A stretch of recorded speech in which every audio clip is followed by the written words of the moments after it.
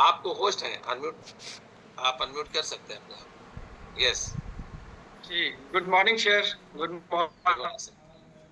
और जैसे मैं बहुत सारे इतने हेल्दी और अमेजिंग रिजल्ट सुना, और सुनने के साथ साथ सब लोग एक मतलब सभी के रिजल्ट को हम नोट भी कर रहे हैं, है ना। तो क्या है ना कि ये गुड परिणाम जो है तो हमारे ये गुड न्यूट्रिशन का कमाल है, और हमारे कोच और कम्युनिटी इसका बहुत बड़ा Recording अहम रोल। stopped.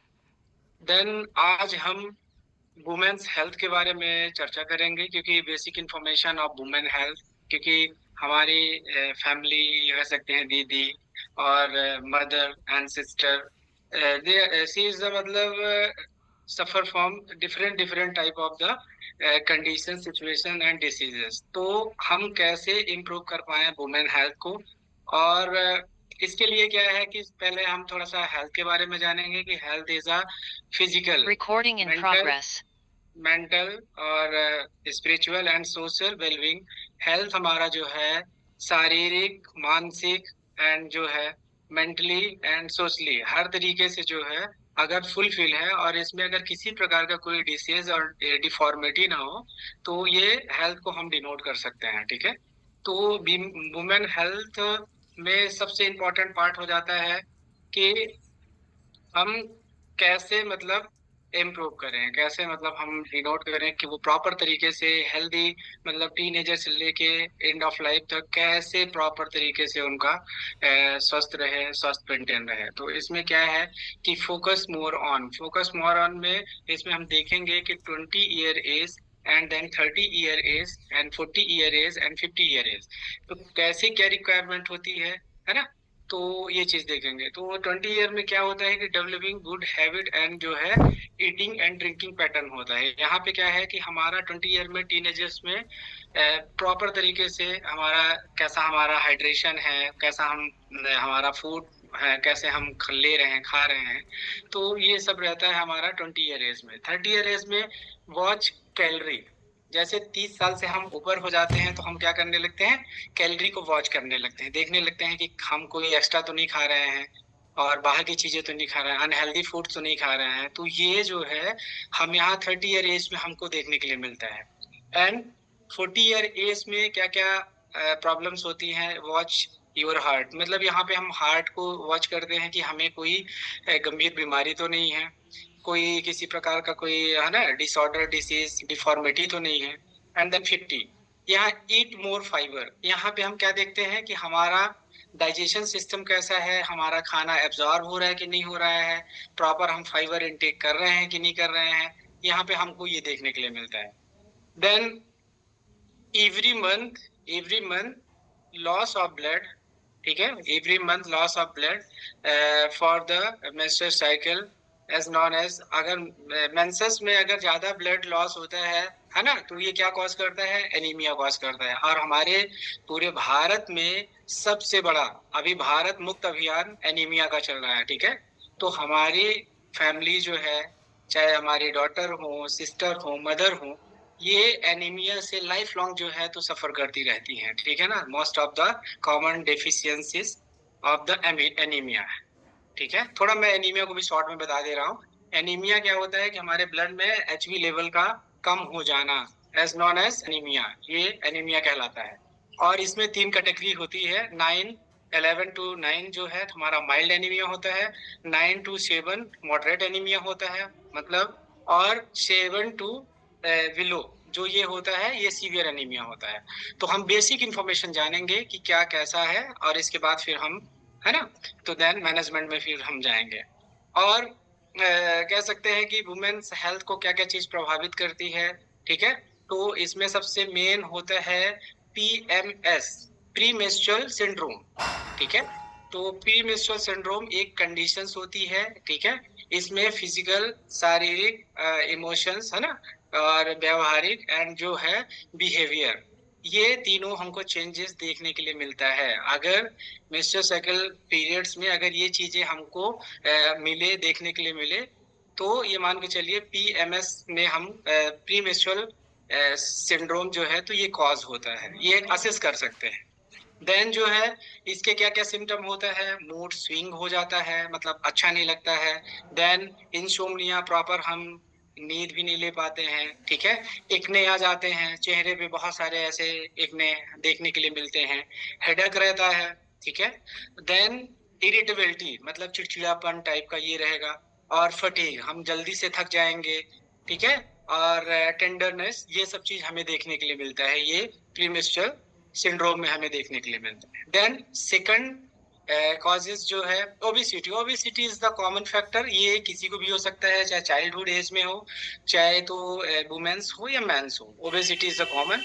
तो obesity is a chronic condition या chronic disease, lifestyle disease, है ना, विच कॉज, ये क्या कॉज करता है, type 2 diabetes, then heart disease and stroke, और then apnea, sleep and apnea, ठीक है। इसके बाद जो है high cholesterol, fatty liver, gallstone, ये क्या करते हैं, ये है ओबेसिटी, ठीक है।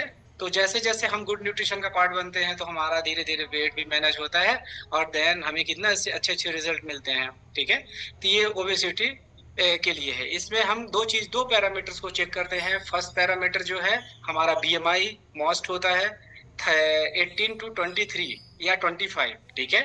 अगर हम बीच में हैं, या कह सकते हैं कि अगर हमारा बीएमआई, हमारा वेट मशीन अगर ये बताता है तो हम ओबेसिटी देन नॉर्मल, ठीक है, नॉर्मल में है। अगर 25 या अबव है तो pre obese and post obese में हम हाई और डेंजर जोन में चले जाते हैं। और then second waist circumference, waist circumference क्या होता है, हमारा एब्डोमिनल का साइज होता है, हमारा जो ये कमर की माप होती है, तो वुमेन्स में अगर 80 सेंटीमीटर से एबव है तो वो ये मान के चले कि ओबेसिटी वो कॉज कर रही हैं। और अगर मेंस में 90 सेंटीमीटर से ऊपर है तो वो भी मतलब ये इसमें पॉजिटिव है, ओबेसिटी में पॉजिटिव है। तो ये हमको हर मंथ प्रॉपरली तरीके से हम अपने कोचेस और देन खुद भी हम मतलब अपना बीएमआई और देन एब्डोमिनल वेस्ट सरकमफ्रेंस जो है हम चेक कर सकते हैं, ठीक है। देन ओबेसिटी हो गया। और क्या देखने के लिए मिलता है, बोन लॉस। बोन लॉस कैसे देखने के लिए मिलता है, डिक्लाइन द एस्ट्रोजन, जैसे जैसे हमारा estrogen and progesterone hormones, that is the common cause for the PCOD PCOS, ये भी मैं थोड़ा सा चर्चा करूंगा, है ना, बेसिक इंफॉर्मेशन।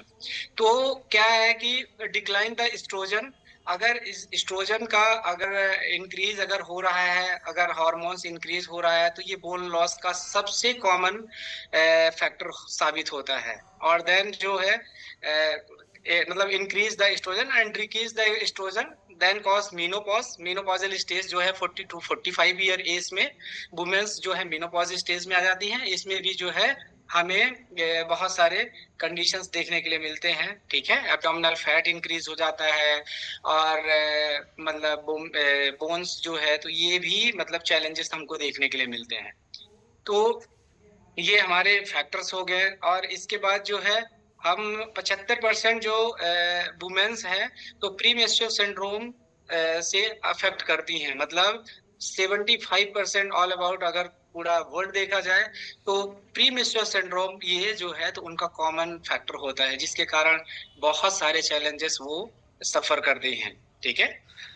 और जिसमें हम पीसीओडी पीसीओएस और कॉन्सेप्शन जैसी चीजों को हम मतलब बहुत सफर करते हैं। पीसीओडी है ना, पॉली ओवेरियन, है ना, सिस्टिक डिसीज जो है, पॉलीसिस्टिक ओवेरियन डिसीज, ये हमारा पीसीओडी हो गया।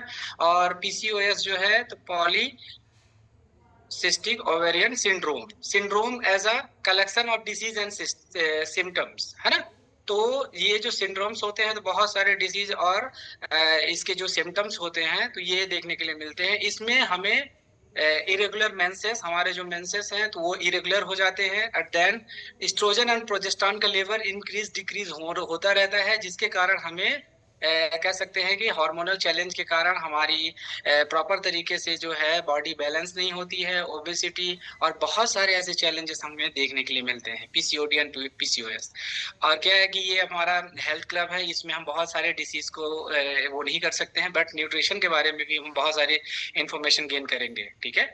तो ये जो है, अब एस्ट्रोजन अगर इंक्रीज हो जाता है, प्रोजेस्टेरोन अगर हमारा है ना, अगर डिसबैलेंस है तो इसमें क्या क्या देखने के लिए मिलेगा? मूड स्विंग, हमारा मूड अच्छा नहीं रहेगा, एंजाइटी एंड डिप्रेशन देखने के लिए मिलता है, और इरिटेबिलिटी, चिड़चिड़ापन, ये कॉमन रहता है। जल्दी से एकदम से एग्रेसिव हो जाना, अगर कोई ऐसा बोल दिया है ना, तो ये बहुत सारी चीजें देखने के लिए मिलते हैं। और देन अब हम देखेंगे कि हमारा जो है न्यूट्रिशन एंड डाइट, हम क्या ऐसी चीज फॉलो करें कि हमारा पूरा का पूरा जो वुमेन्स हेल्थ एकदम से कंप्लीटली अच्छा रहे। तो इसमें वुमेन चॉइस हमारा एक कॉमन न्यूट्रिशन है। तो वुमेन चॉइस जो है, तो ये क्या होता है, इसमें सोया आइसोफ्लेवोन्स है ना, तो ये कंटेंट है। ये क्या करता है, सोया मतलब कह सकते हैं फाइटो मीन्स प्लांट, ठीक है, एस्ट्रोजन मीन्स हार्मोन्स। तो ये क्या करता है, ये फाइटो कह सकते हैं कि ये एस्ट्रोजन हार्मोन्स को क्या करता है, बैलेंस करता है, सपोर्ट करता है, जिसके कारण प्रीमेच्योर सिंड्रोम हमारा नॉर्मल रहता है, ठीक है। तो क्या है ना, वुमेन चॉइस का अमेजिंग रिजल्ट है। और हम बहुत सारे हमारे गेस्ट जो हैं कम्युनिटी में, हमारी दीदी हैं, हमारे फैमिली में खुद भी यूज करते हैं। तो ये अमेजिंग न्यूट्रिशन है। इस एक पिल्स के द्वारा ये न्यूट्रिशन है, कोई ऐसी मेडिसिन नहीं है, ठीक है। अगर इसको हम लाइफ लॉन्ग लेते रहें तो इसमें हम बहुत सारे सिचुएशंस, कंडीशंस को हम क्या कर सकते हैं, सपोर्ट, और ये कह सकते हैं कि हम फ्री हो सकते हैं। और देन कैल्शियम एंड आयरन, तो मैंने आयरन डेफिशिएंसी एनीमिया बताया था, ठीक है।